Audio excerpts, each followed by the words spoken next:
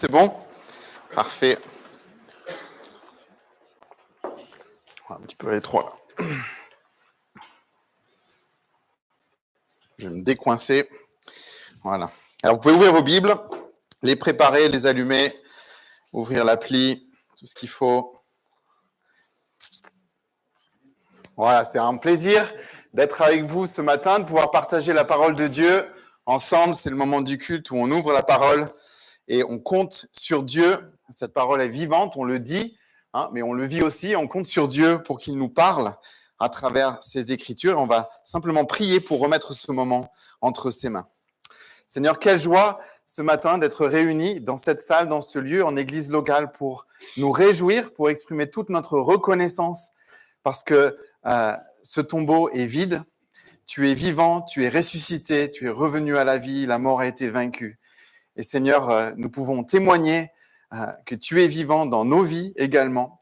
Seigneur, merci pour ce culte, merci pour ces chants, ces prières que nous pouvons faire monter vers toi. Seigneur, merci pour ta parole. Et Seigneur, encore aujourd'hui, nous voulons l'ouvrir en présence de son auteur. Et Seigneur, nous voulons te demander de parler à nos cœurs au nom de Jésus. Amen. Donc c'est Pâques, on est d'accord, on a la bonne date. Tout le monde est là, donc tout le monde a changé les pendules aussi, c'est très bien. Donc vous ne serez pas surpris, comme disait Jean-Pierre, qu'on va parler de résurrection ce matin. Alors il y a plusieurs textes. L'année dernière, on avait fait Luc 24. Aujourd'hui, on va retourner dans un classique, ce qu'on appelle un classique, que Jean-Pierre a mentionné tout à l'heure, dans 1 Corinthiens. Donc vous pouvez ouvrir vos Bibles au chapitre 15. Un passage très important en ce jour de Pâques, quand on pense à la résurrection. Alors cette période du calendrier, cette période avec le vendredi saint, le dimanche de Pâques aujourd'hui, et puis plus tard il y aura l'Ascension, la Pentecôte, etc. On l'a dit vendredi un petit peu, mais ces choses, en fait, elles nous invitent, tout simplement, sont des repères qui nous invitent à contempler, à méditer, à apprécier ce que Jésus a accompli pour notre salut. C'est vraiment l'occasion pour nous de nous replonger dans le cœur de l'Évangile, dans la bonne nouvelle. Et la réalité, en fait, de notre vie chrétienne, c'est que nous avons besoin, j'espère que vous en êtes convaincus, nous avons besoin de l'Évangile tous les jours. Peu importe notre maturité spirituelle, nous ne pouvons jamais nous passer de la vérité bouleversante de notre Seigneur Jésus, qui est venu donner sa vie pour nous, payer le prix pour nos péchés, une fois pour toutes, afin que nous soyons rachetés et réconciliés avec Dieu. Il y a un auteur que j'apprécie beaucoup qui s'appelle Jerry Bridges et qui dit ceci: nous devons nous prêcher l'évangile chaque jour. Nous devons nous prêcher l'évangile à nous-mêmes chaque jour. Et nous devons aussi l'annoncer, bien sûr, aux autres autour de nous, le transmettre à ceux qui nous entourent et aux générations qui viennent après nous. Et on pense aux enfants ce matin qui eux aussi passent un moment dans leur groupe et qui vont penser aussi à ce qui a été accompli par la résurrection de Jésus. Cette idée de l'importance de l'évangile tous les jours, elle fait partie de ce que l'apôtre Paul essaie de dire dans ce texte ce matin. Il va prendre soin, dans le texte qu'on va lire dans un instant, de bien définir ce qu'est l'évangile. Et puis ensuite, il va en montrer l'importance avant de parler plus en détail de la résurrection. Donc, je vous invite maintenant à lire. On va lire donc dans 1 Corinthiens chapitre 15. On va commencer au verset 3. Et voilà ce qu'on peut lire. Je vous ai transmis comme un enseignement de première importance ce que j'avais moi-même reçu. Christ est mort pour nos péchés, conformément aux Écritures. Il a été mis au tombeau. Il est ressuscité le 3e jour, comme l'avaient annoncé les Écritures. Il est apparu à Pierre, puis aux 12. Après cela, il a été vu par plus de 500 frères à la fois, dont la plupart vivent encore aujourd'hui. Quelques-uns d'entre eux seulement sont morts. Ensuite, il est apparu à Jacques, puis à tous les apôtres. En tout dernier lieu, il m'est apparu à moi comme à un enfant né après terme. Oui, je suis le moindre des apôtres. Je ne mérite pas de porter le titre d'apôtre, puisque j'ai persécuté l'Église de Dieu. Ce que je suis à présent, c'est à la grâce de Dieu que je le dois. Et cette grâce qu'il m'a témoignée n'a pas été inefficace. Loin de là, J'ai peiné à la tâche, plus que tous les autres apôtres. Non pas moi, certes, mais la grâce de Dieu qui est avec moi. Bref, que ce soit eux ou que ce soit moi, voilà le message que nous proclamons et voilà aussi ce que vous avez cru. On continue au verset 12. Or, si nous proclamons que Christ est ressuscité, comment quelques-uns parmi vous peut-il prétendre qu'il n'y a pas de résurrection des morts? S'il n'y a pas de résurrection des morts, alors Christ, lui non plus, n'est pas ressuscité. Et si Christ n'est pas ressuscité, notre prédication n'a plus de contenu et votre foi est sans objet. Et il y a plus. S'il est vrai que les morts ne ressuscitent pas, nous devons être considérés comme de faux témoins à l'égard de Dieu. En effet, nous avons porté témoignage que Dieu a ressuscité Christ. Mais s'il est vrai que les morts ne ressuscitent pas, il ne l'a pas fait. Car si les morts ne peuvent pas revivre, Christ non plus n'est pas revenu à la vie. Or, si Christ n'est pas ressuscité, votre foi est une illusion et vous êtes encore sous le poids de vos péchés. De plus, ceux qui sont morts unis à Christ sont à jamais perdus. Si c'est seulement pour la vie présente que nous avons mis notre espérance en Christ, nous sommes les plus à plaindre des hommes. Mais en réalité, Christ est bien revenu à la vie et comme les premiers fruits de la moisson, il annonce la résurrection des morts. Et on va s'arrêter là pour la lecture ce matin. On voit bien dans ces quelques versets, n'est-ce pas, l'importance que Paul donne au message de l'Évangile de manière générale et à la résurrection en particulier. Il insiste. Ce texte, il est écrit d'une manière bien particulière, vous avez remarqué. On a l'impression, au premier abord, qu'il est assez négatif, en fait. Il y a beaucoup de choses, on a l'impression que ce sont de mauvaises nouvelles. Mais bien au contraire, c'est mon but ce matin. Je crois vraiment, j'en suis persuadé, j'en suis convaincu, il y a un message fortifiant, un message positif, un message qui vient nourrir notre foi. Ce texte, il est particulier parce qu'en fait, il répond à une situation bien précise dans l'église de Corinthe. Donc, Paul écrit en réponse à une situation. En fait, ici, Paul tente de réfuter l'enseignement que certains propageaient à Corinthe et qui consistait à dire qu'il était impossible pour un être humain de revenir à la vie corporellement, que la résurrection n'était pas une chose possible. Ces personnes ne parlaient pas directement de la résurrection de Jésus. Ça peut paraître étrange, mais ils parlaient plutôt des limites de l'être humain. Et Paul veut donc montrer la fausseté de cette idée en poussant le raisonnement jusqu'au bout. En quelque sorte, il dit « Admettons un instant que vous ayez raison ». Et puis, il déroule les arguments. Admettons que ce n'est pas possible de revenir à la vie. Voilà les conséquences de votre croyance. Et il va développer donc toutes les implications, toutes les conséquences de ce qu'ils affirment. Pas parce qu'il est d'accord avec eux, mais au contraire, pour montrer l'absurdité de ce qu'ils avancent. Ce texte donne donc une fonction précise, c'est-à-dire de corriger la pensée qui était fausse et qui était crue, en tout cas par certains dans l'église de Corinthe. Et puis, au-delà de ça, il y a dans ces lignes un message très important pour nous, un encouragement avec lequel j'aimerais que vous repartiez ce matin.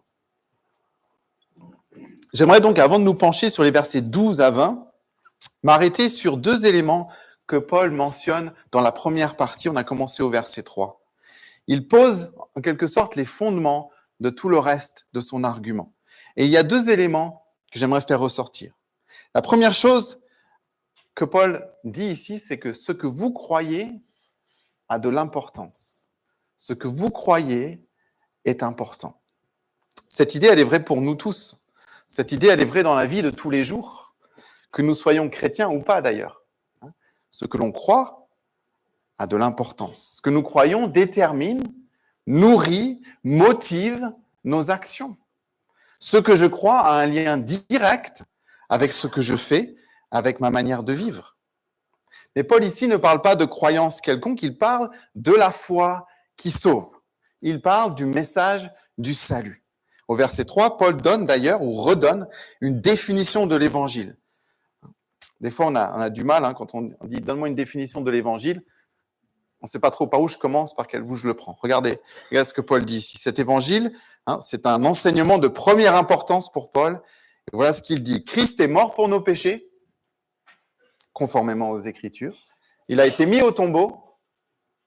Il est ressuscité le 3e jour, comme l'avaient annoncé les Écritures. C'est concis. Et il insiste ensuite sur la transmission de ce message. Il n'y a qu'un évangile, lui, il l'a transmis avec fidélité. Les apôtres le prêchent et le proclament avec zèle, et les chrétiens de Corinthe l'ont reçu et ont répondu par la foi. Ce que vous croyez a de l'importance. Nous ne pouvons pas sélectionner ou choisir seulement les parties du message qui nous plaisent, ou les parties du message qui nous conviennent, et abandonner ou nier celles qui nous dérangent. C'est pas moi, et ce n'est pas vous non plus, qui définissez l'évangile. C'est Dieu. C'est Dieu qui le définit. Et tous les aspects sont importants, même ceux qui nous dérangent, même ceux qui nous bousculent. Alors malheureusement, à notre époque, et je pense qu'il n'y a rien de nouveau sous le soleil, nous entendons à longueur de journée que chacun peut définir sa vérité. J'ai ma vérité, tu as ta vérité, etc. Et si nous ne prenons pas garde, nous pouvons transférer cette façon de penser à la Bible et à son message. Il faut veiller à cela, parce qu'on baigne dedans. Le message du salut par grâce nous dépasse. Il est radical, il est révolutionnaire. La Bible nous dit d'ailleurs que c'est une folie. La croix est une folie. Mais ce n'est pas parce que quelque chose nous paraît fou ou inconcevable qu'elle n'est pas vraie. Ce que tu crois a de l'importance. Nous devons donc nous attacher à ce message de l'Évangile tel qu'il nous est donné dans la parole de Dieu. Ce message de vie, ce message de salut, nous devons également le transmettre dans son intégralité, sans le modifier. De manière générale, ce que je crois a de l'importance. Mais quand il s'agit de l'Évangile que j'ai cru, que je vis, que j'annonce, l'importance, elle est capitale, parce qu'il en va de mon éternité. Ça, c'est la première chose que Paul dit. Ce que vous croyez a de l'importance. Sachez ce que vous croyez. Et la deuxième chose, c'est soyez cohérents. Soyez cohérents. Regardez les versets 12 et 13. Pour moi, c'est vraiment ici là, un appel à la cohérence dans ce que ces chrétiens croient. Ce qu'ils leur reprochent, en fait, à ces chrétiens à Corinthe, c'est leur manque de cohérence. Ces personnes, en fait, elles étaient dans une situation assez étrange. D'une part, ils croyaient et proclamaient que Jésus est ressuscité. D'autre part, ils affirment que la mort est la fin du parcours pour le corps humain et que personne ne pouvait revenir à la vie de manière corporelle. Paul dit, comment pouvez-vous prétendre cela? Comment pouvez-vous croire cela? Autrement dit, ces deux positions sont contradictoires. Soyez cohérents. Alors, on ne veut pas spéculer trop sur ce que croyaient exactement ces Corinthiens, on n'a pas tous les détails ici, mais il semble clair en tout cas qu'ils avaient fait une séparation entre le domaine spirituel et le domaine matériel ou physique. On pourrait aussi dire entre le divin et l'humain. Jésus est ressuscité, mais il est le Fils de Dieu. Donc, c'est possible. Cependant, la résurrection corporelle est impossible pour un être humain normal. Il y avait deux systèmes, il y avait deux croyances en parallèle. Et encore aujourd'hui, pour nous, il y a une tension qui existe entre la réalité du monde physique dans lequel nous vivons et la réalité du monde spirituel. Nous grandissons à l'école en apprenant les lois de la physique et de la biologie. On apprend que ces lois non seulement régissent notre vie, mais définissent pour nous les limites du possible, n'est-ce pas? Ça, c'est vrai, mais en partie seulement. N'oublions pas que Dieu est le créateur et qu'il a créé ses lois. N'oublions pas que Dieu dirige nos vies et qu'en réalité, même si nous pensons en termes de possible et d'impossible, pour Dieu, rien n'est impossible. En Jésus, Dieu est venu vivre parmi les hommes. Il a vraiment souffert. Il est vraiment mort cloué sur une croix. Il a été embaumé et mis au tombeau. Et il est vraiment revenu à la vie le troisième jour. Non pas comme un spectre ou un fantôme ou un esprit flottant dans les airs, mais dans un corps visible, palpable et glorifié. Et comme le dit le verset 20, c'est cette résurrection qui rend possible et annonce la nôtre lorsque le Seigneur reviendra. C'est là notre foi et c'est là notre espérance. Soyons donc cohérents, nous aussi. Nous ne pouvons pas vivre avec deux systèmes parallèles. Lorsque nous devenons disciples de Jésus, nous voyons le monde différemment.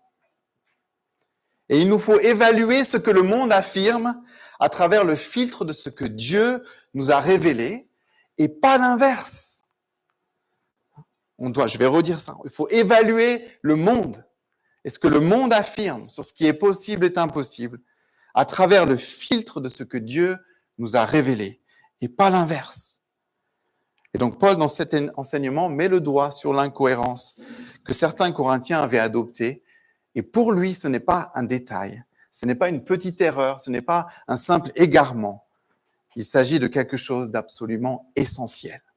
Et il va donc, on l'a dit tout à l'heure, pousser le raisonnement des Corinthiens jusqu'à ses limites pour montrer les conséquences désastreuses de remettre en cause la résurrection. Et l'argument de base, il est au verset 13, si vous l'avez encore sous les yeux. S'il n'y a pas de résurrection des morts, alors Christ, lui non plus, n'est pas ressuscité. Ça, c'est l'argument de base. Et si Christ n'est pas ressuscité, alors tout s'écroule.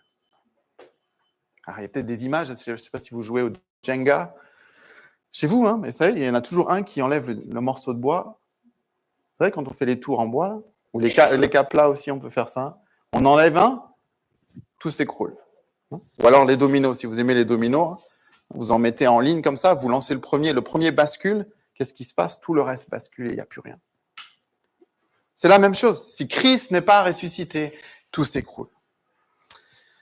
Et donc, on va se plonger dans ces arguments, dans les versets 12 à 19. On pourrait vraiment résumer ces versets 12 à 19 comme ceci. Sans résurrection, notre vie n'a pas de sens. Sans résurrection, notre vie n'a pas de sens. Et Paul nous donne 6 exemples pour illustrer la futilité de nos vies s'il n'y a pas de résurrection des morts et que Christ n'est pas revenu à la vie.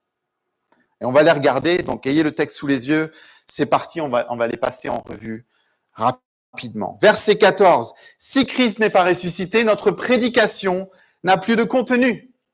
Autrement dit, si Jésus est resté au tombeau, il n'y a pas d'évangile, il n'y a pas de message, il n'y a absolument rien à proclamer. Verset 14 aussi, et votre foi est sans objet, votre foi est en vain. Autrement dit, s'il n'y a pas d'évangile, il n'y a aucun fondement pour notre foi. En quoi est-ce qu'on croit s'il n'y a pas de message? Verset 15, ça continue. Si Jésus-Christ n'est pas ressuscité, on doit être considéré comme de faux témoins à l'égard de Dieu. Parce qu'on a porté témoignage que Dieu a ressuscité Christ. Qu'est-ce que ça veut dire ici? Sans résurrection, nous propageons des mensonges. C'est ça que ça veut dire. Notre message est une supercherie. C'est une arnaque si Christ n'est pas ressuscité. On pourrait aller un peu plus loin, et là, je vous garantis que je pèse mes mots. Mais ce que Paul a en tête ici aussi, c'est que finalement, ça voudrait dire que Jésus lui-même a menti. Parce qu'il l'a annoncé. On l'a lu ce matin dans Matthieu 28. Il n'est pas ici. Il est ressuscité comme il l'avait dit. Verset 17. Votre foi est une illusion et vous êtes encore sous le poids de vos péchés. Sans résurrection, il n'y a pas de pardon. Il n'y a pas de justification. Si Christ reste physiquement mort, nous restons spirituellement morts. Ça, c'est la réalité. Verset 18, on continue. De plus, ceux qui sont morts unis à Christ sont à jamais perdus.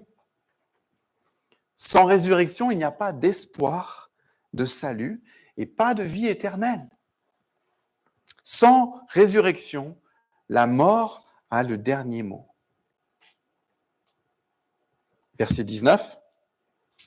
Si c'est seulement pour la vie présente que nous avons mis notre espérance en Christ, nous sommes les plus à plaindre des hommes.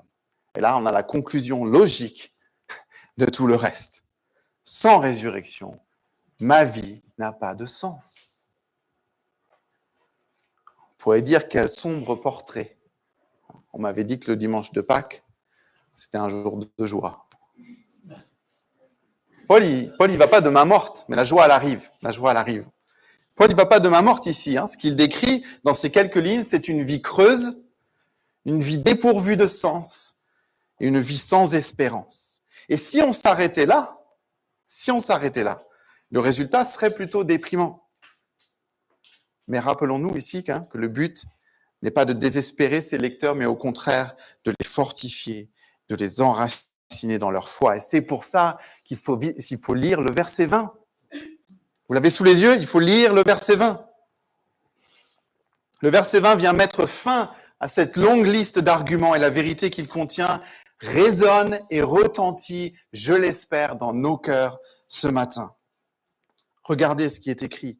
Mais en réalité, Christ est bien revenu à la vie. Et comme les premiers fruits de la moisson, il annonce la résurrection des morts. Notons au passage ici que Paul ne cherche pas à donner des preuves à ses lecteurs pour la résurrection. Il l'affirme, il dit « mais en réalité ». Il l'affirme de manière très simple. Il a lui-même eu une rencontre avec le Seigneur ressuscité sur la route de Damas. Il avait aussi côtoyé et travaillé, œuvré à côté de nombreux témoins oculaires, des personnes qui avaient vu Jésus de leurs propres yeux après sa résurrection. Ces personnes qui sont mentionnées dans les versets 5 à 8, les 500, les 12, etc.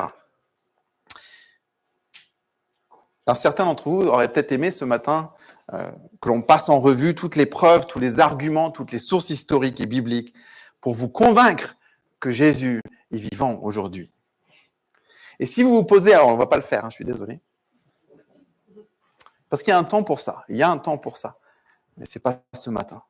Mais si vous vous posez ces questions, si vous êtes en recherche, si vous réfléchissez à ces choses, je vous encourage vraiment dans votre recherche. Je vous encourage à lire les évangiles, à faire vos recherches, à interroger aussi les chrétiens dans votre entourage.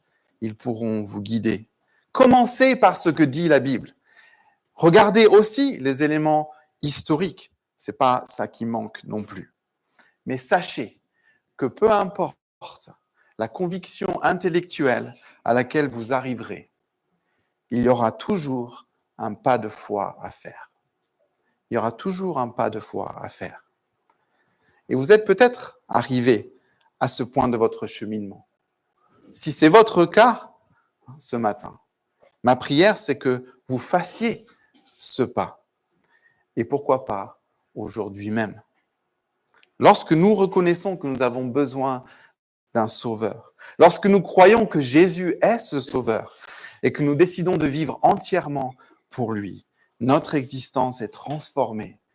C'est véritablement le début d'une nouvelle vie. Et cette vie nouvelle, cette vie éternelle, elle est possible parce que Jésus n'est pas resté dans le tombeau, mais qu'il a vaincu la mort. Il est ressuscité et il est vivant aujourd'hui. Pour moi, le verset 20, ici, il renverse toutes les affirmations négatives qui précèdent. Et moi, je vous invite à terminer notre moment ce matin en reprenant le texte, en remontant au début de la liste des arguments, mais en prenant un nouveau point de départ. Au lieu de prendre comme point de départ le doute, prenons le point de départ la foi. La foi qu'en réalité, Jésus est bien ressuscité. Et voilà ce que ça change. Parce que Jésus est ressuscité, les apôtres ne sont pas de faux témoins. Ils ne sont pas menteurs, mais ils prêchent la vérité. Jésus a dit, je suis la vérité, le chemin et la vie. Et il a prouvé cela en revenant à la vie. Il y a donc une vérité absolue. Elle est révélée en Jésus et dans la Bible, qui est la parole de Dieu. Jésus est ressuscité. Les apôtres ont dit vrai. La parole de Dieu dit vrai. Et nous avons un fondement solide sur lequel bâtir nos vies.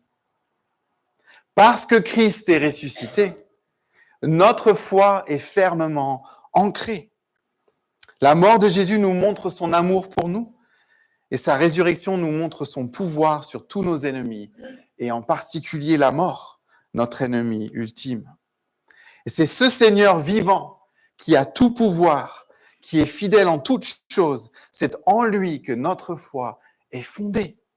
Nous pouvons être reconnaissants et nous réjouir de cela aujourd'hui.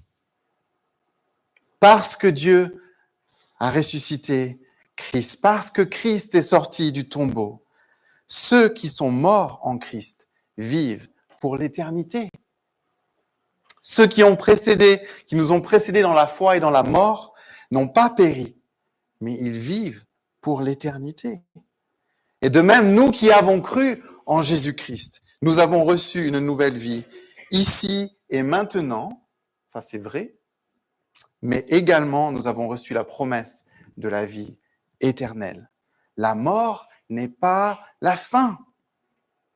Elle est simplement un passage obligé.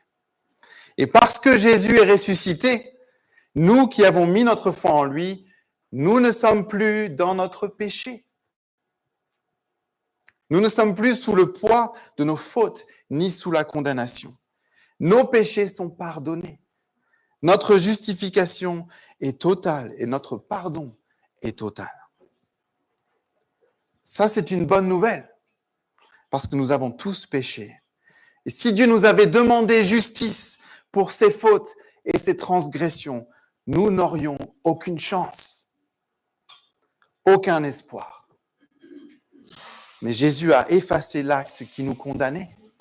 Nous pouvons être profondément reconnaissants pour cela. Et parce que Christ est ressuscité, nous ne sommes pas à plaindre.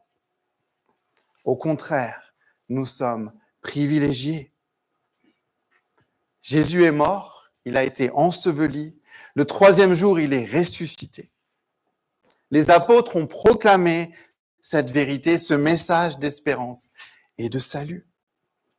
Ce message, nous l'avons entendu un jour. Nous avons cru.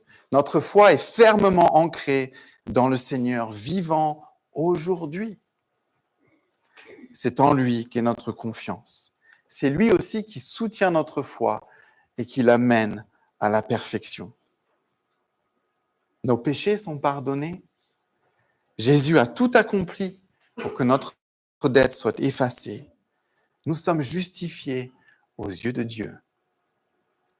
Et nous vivons dans l'attente du jour où nous serons dans la présence de Dieu, dans de nouveaux corps, sur une nouvelle terre, pour l'éternité. En réalité, Christ est bien revenu à la vie. C'est une petite phrase, c'est une phrase très très courte, mais c'est une vérité qui change tout, qui change tout. Soyons donc dans la joie, soyons reconnaissants aujourd'hui et chaque jour après ça, parce que notre Rédempteur vit. Je vous invite à prier pour finir.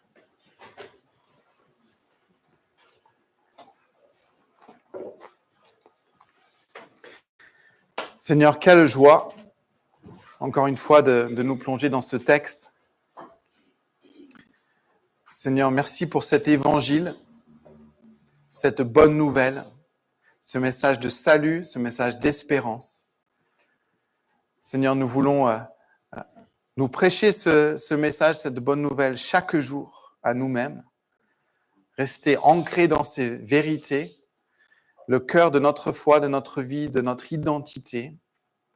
Seigneur, aide-nous aussi à transmettre, à proclamer, à partager par nos paroles, nos conversations, par nos vies, ce que tu as changé en nous, ce salut que tu offres, ce pardon qui est possible, cette réconciliation avec Dieu qui est maintenant possible, cette nouvelle naissance que tu nous donnes. Seigneur, aide-nous à le faire. Aide-nous aussi à veiller sur ce que nous croyons, à être cohérents. Seigneur, à ne pas nous laisser emporter par des courants de pensée, mais Seigneur, à vraiment nous ancrer dans ta parole ce que toi tu as dit, ce que toi tu as révélé, et à ancrer tout ce que nous croyons dans cette parole vivante. Et Seigneur, merci. Merci pour la résurrection. Merci parce que le tombeau est vide. Merci parce que tu as vaincu la mort. Tu as vaincu le péché. Notre dette est payée. Aujourd'hui, nous pouvons vivre pour toi pleinement. Nous pouvons être libérés de ces fardeaux, libérés de cet esclavage dans lequel nous étions. Seigneur, ce texte nous a rappelé encore tout ce que nous avons aujourd'hui parce que tu es revenu à la vie comme tu l'avais dit. Seigneur, nous voulons nous réjouir aujourd'hui et chaque jour dans ces vérités merveilleuses, dans cette espérance qui nous alimente, cette espérance vivante. Seigneur, merci. Seigneur, vraiment que ce jour soit un jour de joie pour chacun d'entre nous, que au moment de nos repas, dans nos partages, dans le reste de la journée, Seigneur, nous puissions vraiment nous redire les uns aux autres la joie que nous avons de t'appartenir. Seigneur, merci pour ce jour et cette occasion de nous rappeler, de célébrer encore une fois cette victoire. Au nom de Jésus. Amen.